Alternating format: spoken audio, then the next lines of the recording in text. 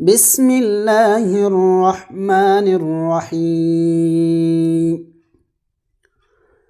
لم يكن الذين كفروا من أهل الكتاب والمشركين منفكين حتى تأتيهم البينة.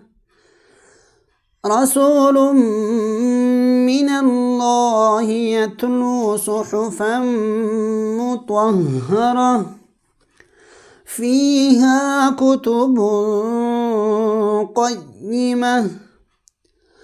وما تفرق الذين أوتوا الكتاب إلا من بعد ما جاءتهم البينة.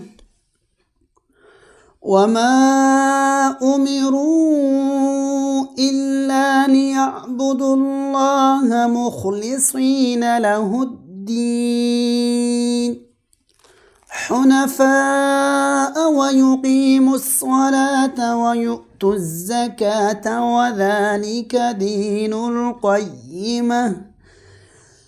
إن الذين كفروا من أهل الكتاب والمشركين في نار جهنم خالدين فيها أولئك هم شر البرية.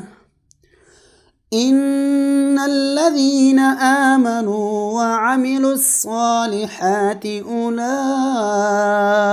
هم خير البرية جزاؤهم